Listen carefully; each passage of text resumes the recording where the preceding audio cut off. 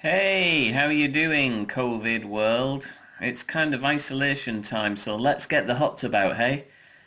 Well, I found mine was leaking, and that was very frustrating. So this is a little video about how I fixed the leak.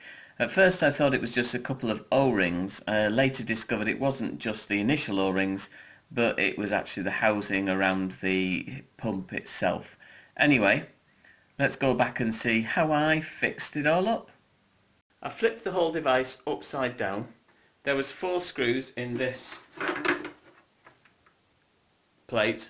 Flipped it out. I took off the whatchamacallit, that thing, and I had to then take off the Jubilee clip off the, well, what is the bottom, but it's now at the top. Taken them off there. So I've also taken out 2 screws that hold the pump in. The pump just comes out as soon as you've undone this wire, which is connected to the 12 volt pump power unit. Okay, so give it a wiggle and out it comes. These O-rings are probably what needs changing. Now if you have a little look on mine, let's get some nice light on that. I don't know if you can see, but those screws around there are all looking a little rusty, so that suggests to me it's been dripping from these all across this. So I'm just going to change those O-rings and put it all back together and see what happens. Please do have a look at the link below and subscribe to my sailing channel, which is what I should have put this video on the first time. And thanks to the 48,000 people who've looked at my first video with the E02. I cannot believe, Lazy Spar, that you've got 48,000 people with the same error. You need to up your game. Anyway, have a look at the link below, subscribe and like to my sailing channel, and it'll be much more fun. Thanks very much. Here's a little bit of out of sequence stuff. I did put the whole thing back together and it continued to leak. I needed to see where the leak was coming from, and so I took the top off at night. Here's how I looked and saw where the leak was definitely coming from. Make sure you turn the power off. The power is off. Okay.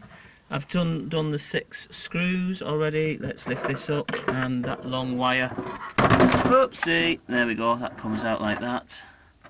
That's supposed to come out gently. Oh, incidentally, my issue that I had with the flow switch, that thing there, I put this switch in instead, so I've wired it up so both can work. The magnet had gone completely rusty in that, so that was no good at all. Right, okay, so removing this handle here, get it out of the way. I'm going to undo those 2 screws. Take that out. Lift this up. Just out of the way. Let's have a see down there. Can we see any drippy waterness? Looks like something's dripping to me there, doesn't it?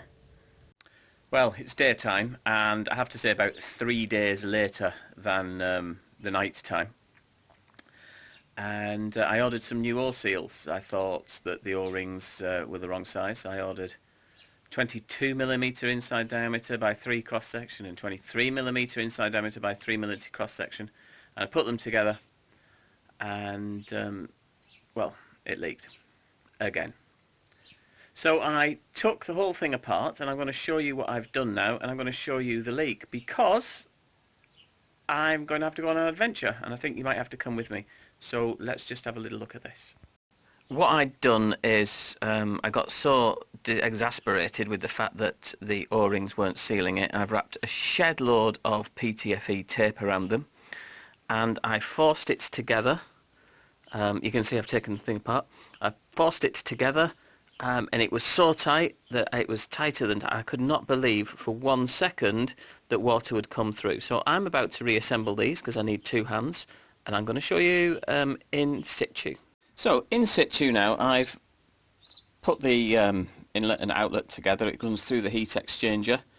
Sorry, the heater. It's not an exchanger, is it?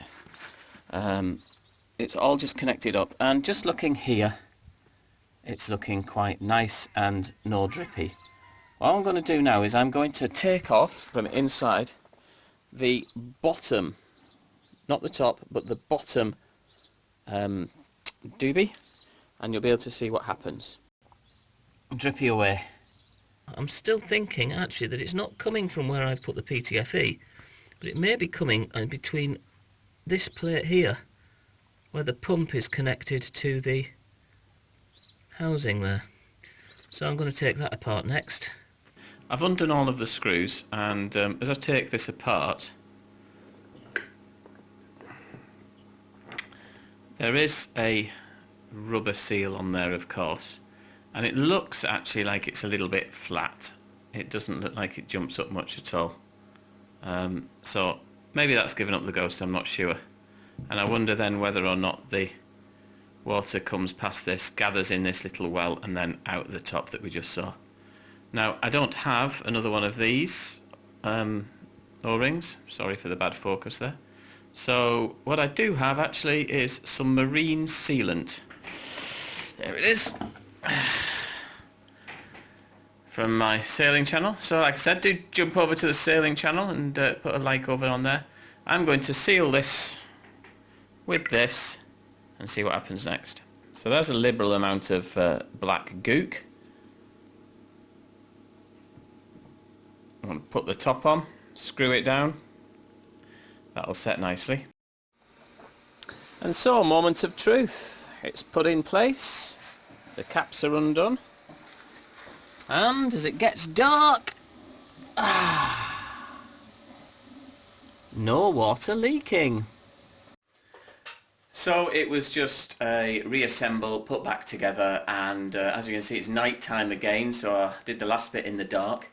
I have to say, I'm not proud of the way that I fixed that leak. It was very cowboy, but that's your answer. Marine silicon rubberized thingamajigs. Siliconized rubber sealant. Best way, get your act together and supply the kits, please. So there you have it. I hope that you have a much quicker experience than I had doing that, now that you found out what I found out. Please do hop over to my sailing channel and subscribe there. I'd really appreciate that. A lot more fun, a lot more exciting. And hey, look after yourselves, look after your loved ones. We're all in isolation. It's all a bit rubbish, but with a working hot tub, it could be much nicer.